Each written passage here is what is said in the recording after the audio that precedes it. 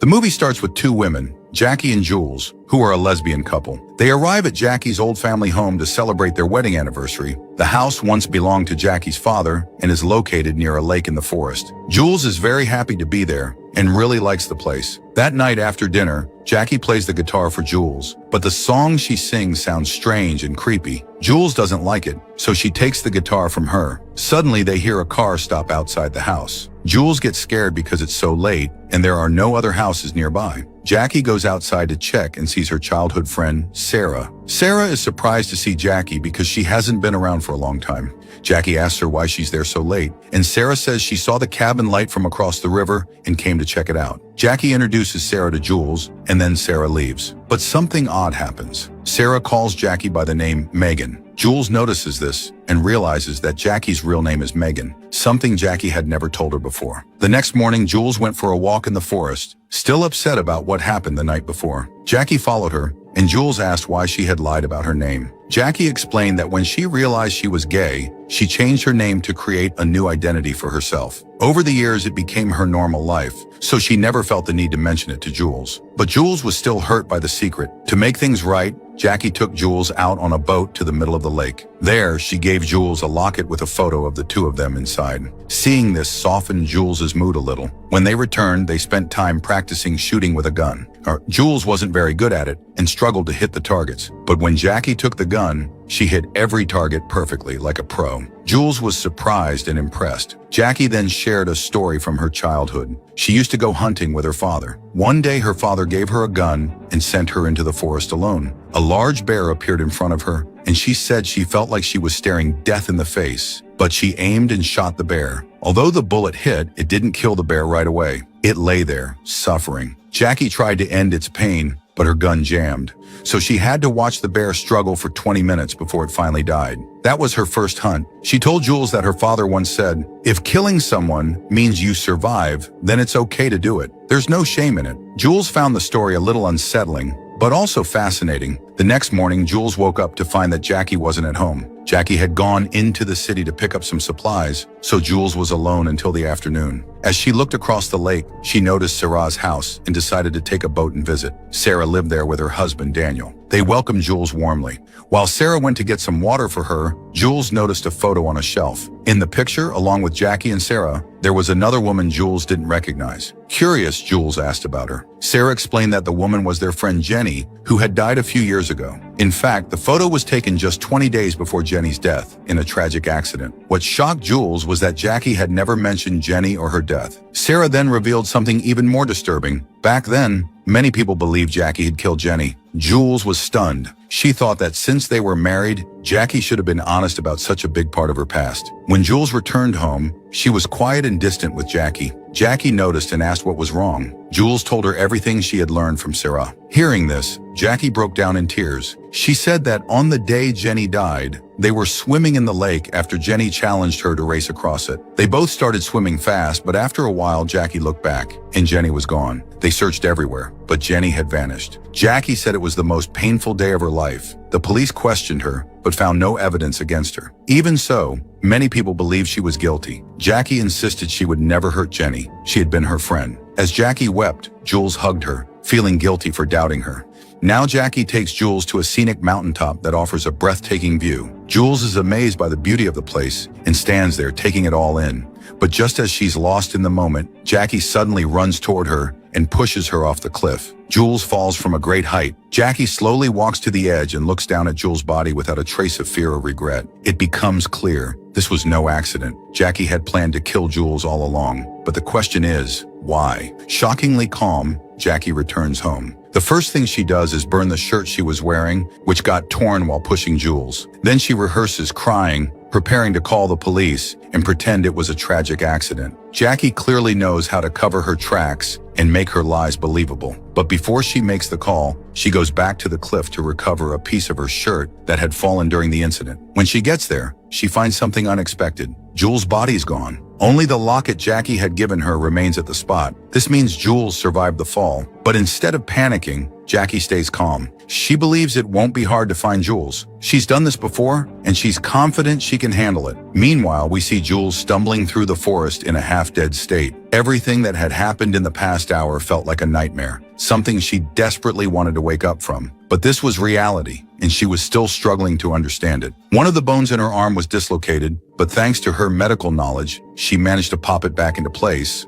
Though the pain was overwhelming, Jules was badly injured. Her whole body ached, but the physical pain couldn't match the emotional agony she felt. The woman she loved more than anything, her own wife, had just tried to kill her. Her heart was shattered. Sitting down under a tree, tears streamed down her face as she tried to make sense of it all. Suddenly, she heard Jackie's voice in the distance. Jackie was crying out, calling Jules's name, her voice filled with apparent regret. She shouted that she had made a mistake, that she didn't know why she did it. Hearing this, Jules hesitated. For a brief moment, she wanted to believe her, wanted to believe there was some truth to her pain. But then, as Jules moved closer, she saw something that crushed whatever hope she had left. Jackie's breakdown was all an act. It was just another part of her plan, another way to lure Jules out so she could finish what she started. Jules was heartbroken. Any last shred of doubt about Jackie's intentions vanished. Crying silently, she realized that staying alive was the only thing that mattered now. Jackie was still out there, searching the forest in the dark, calling Jules's name. But eventually, Jules collapsed from exhaustion and pain, fainting under the trees. When she opened her eyes again, daylight was just starting to break, and Jackie was nearby, still searching, but hadn't spotted her yet. Jules forced herself to stay quiet and hidden. Jackie's voice rang out through the trees.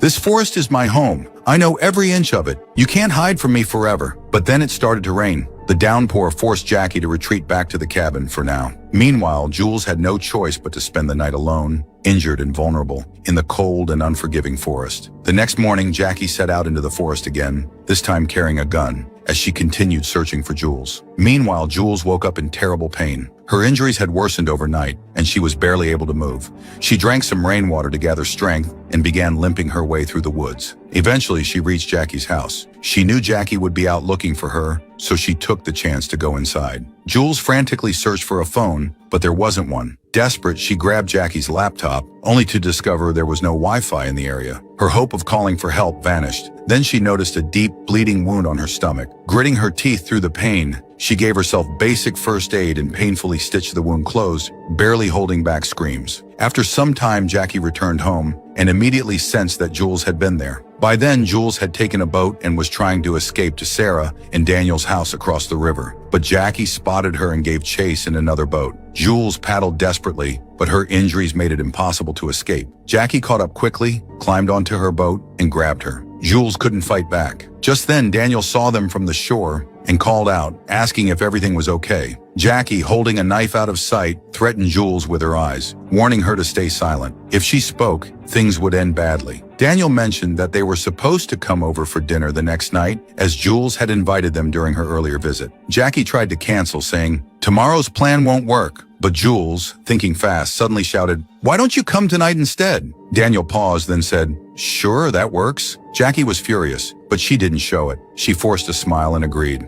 Jules knew this dinner might be her only chance. Sarah and Daniel were the only people who could save her from Jackie, the woman who was now clearly willing to do anything to silence her forever. Back at the house, Jackie forces Jules to take a bath, cleaning her up so that Sarah and Daniel won't suspect anything when they arrive. Jules, trying to hold on to any kind of power she still has, says that she'll scream the moment they walk through the door. But Jackie threatens her coldly. If Jules does anything out of line, she'll kill all of them, Jules included.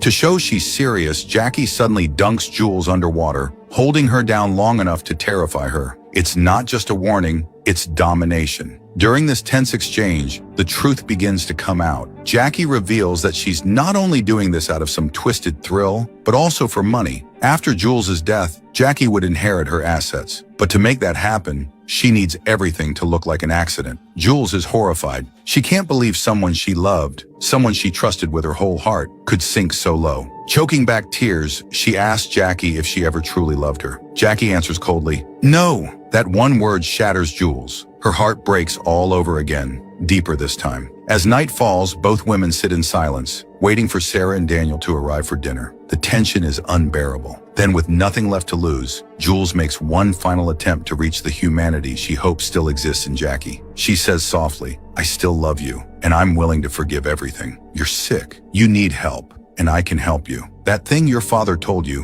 when he said to kill the thing that keeps you alive, he didn't mean it literally. Then Jackie calmly tells Jules that she had killed her first wife by drowning her, revealing that this wasn't the first time she had done something like this. In fact, she had killed several women before. Jules is horrified. Her entire body trembles with fear as she realizes that Jackie did all of this just for fun. She enjoyed seeing fear in her victims' eyes and had no problem ending their lives. Jackie wasn't just cruel, she was a complete psychopath who loved causing pain, pretending to be in love, and then murdering the people who trusted her. At 8 p.m., Sarah and Daniel arrive for dinner. It becomes clear that Sarah never really liked Jackie. She had always suspected something was wrong with her, but she came because Jules had invited them. Jackie keeps a close eye on Jules the whole time, but eventually Jules can't take it anymore. She finally tells Sarah the truth about everything. Jackie sees this happen, and before Daniel can fully understand what's going on, Sarah yells at him to run, but it's too late. Jackie quickly slashes Daniel's throat with a knife. Then she chases after Sarah, tackles her to the ground, and brutally stabs her over and over until she's dead. Jackie doesn't stop until she feels satisfied. After that, she takes an axe and chops their bodies into pieces. In that moment, she looks like a monster, cold, terrifying, and completely without remorse. Jules is frozen in shock, unable to believe what she's seeing. Jackie, completely unfazed by the bloodshed, turns to Jules and says, "This is your fault. They died because of you." Jackie then stuffs the dismembered remains of Sarah and Daniel into plastic bags and throws them into the river to get rid of the evidence. After returning home, she begins cleaning up everything meticulously, wiping away every trace of what she had done. She even forces Jules to help clean the blood, coldly teaching her how to remove stains so thoroughly that even forensic teams wouldn't find a clue. It's clear that Jackie had done this before. This was all routine for her. Jules, still shaken, tries to understand why Jackie is like this. Was it childhood trauma? Did her parents abuse her? But Jackie calmly says no. Her parents were perfectly normal and happy people. In truth, Jackie chose this life. She enjoyed it. She was a maniac by choice, not by circumstance. That entire day is spent cleaning up the mess. The next morning, Jackie plans to kill Jules. She prepares to take her back to the same cliff where she had tried to kill her before. But first, she feeds Jules a proper meal so that, if an autopsy is done later, it would look like a regular day and raise no suspicions. Jackie even cruelly reopens the stitches on Jules's stomach to make her weaker. Then she takes her toward the hill, but Jules had hidden a sharp tool, perhaps a metal skewer or scolding stick, and when the moment comes, she attacks Jackie with it. Wounded, Jackie stumbles, giving Jules the chance to escape. Jules runs despite her pain, and Jackie chases after her. Their chase leads them back to the very same cliff where Jackie intended to kill Jules again. Jackie laughs maniacally, thinking it's fate, but before she can strike, something happens. Jackie suddenly collapses and faints. Jules cautiously approaches her. Looking at Jackie's unconscious face, she struggles to believe this is the same woman she once loved with all her heart. In that moment, Jules realizes she still can't bring herself to kill her. So she runs to the car and drives away as fast as she can. But after putting distance between herself and that nightmare, something changes. A thought creeps into her mind, and she turns the car around, heading back to Jackie's house. Jules had turned back not out of weakness, but out of a sense of responsibility. She couldn't let Jackie hurt anyone else the way she had hurt her. This had to end, for good. She first returned to the hill, but Jackie was no longer there. Likely she had regained consciousness and left. Jules then went to Jackie's house, but it was empty too. So to lure her back, Jules turned on loud music, blasting it through the cabin. The plan worked. Hearing the music, Jackie rushed back, suspicious. But this time, Jules was ready. As soon as Jackie stepped inside, Jules aimed an old gun directly at her head. Jackie smirked and told her, "If you pull the trigger, the recoil will blow your own face off. That gun is ancient." Jules narrowed her eyes. "You're lying." Jackie just laughed and slowly walked toward her. She lunged, trying to grab the gun, but in the struggle, Jules fired. The gun did go off. Jackie had been bluffing, but the blast wasn't fatal. The shot hit Jackie, but not in a way that stopped her for long. Wounded but furious, Jackie fought back. Jules tried, but she was still too weak, and she passed out during the fight. When Jules woke up, she found herself once again near the same cliff, the same place Jackie had tried to kill her before. Before she could react, Jackie shoved her off the edge again. Jules realized too late she had made a terrible mistake by coming back. She should have gone straight to the police. Now Jackie believed everything was finally over. After pushing Jules off the cliff once again, she returned home to clean up and call the police, ready to frame the entire incident as another accident. As part of her routine, She injected herself with insulin since she was diabetic, but something felt wrong. A strange sensation crept through her body. Then she noticed Jules's laptop lying open on the table. Curious, she clicked on it. What played was a chilling pre-recorded video message from Jules. Jules, bruised but calm, looked into the camera and said, "If you're watching this, Jackie, it means you killed me, but don't think you've won. You won't get away with this." She revealed that she had mixed hydrogen peroxide into Jackie's insulin. It was a slow poison, not immediate, but deadly. The chemical would create blood clots, and when one reached Jackie's brain, it would cause a stroke. Jules ended with a haunting line. "Maybe you're not as clever as you think. I only wish I could see the fear on your face right now." Panic instantly set in. Jackie began gasping for breath, her body growing weak and unsteady. Realizing she was dying, she fled into the forest in a blind frenzy. Her vision blurred, her heart raced. The forest around her twisted into a nightmare. She began hallucinating. Suddenly, in the fog and shadows, she saw it, a huge bear. The same bear she had killed as a child. It stared her down just as it had all those years ago. She remembered everything, how she had shot the animal, how it had suffered, how it died slowly, just like she was dying now. Staggering through the woods, Jackie screamed and ran wildly. But then her body gave out. She collapsed to the ground, convulsing. Her limbs thrashed helplessly as she struggled to breathe. In her final moments, she felt everything. The fear, the agony, the helplessness she once inflicted on others. Jackie died alone, writhing in pain, just like that bear. And then, in the movie's final scene, the camera slowly pans to the rocks at the bottom of the cliff. Jules lies still, broken, unmoving. But then, a faint breath escapes her lips. She's alive. The screen cuts to black. So friends, that was the intense and shocking story of World Keeps You Alive. We hope you liked this video. Don't forget to hit that like button, and if you're new to the channel, make sure to subscribe for more stories like this.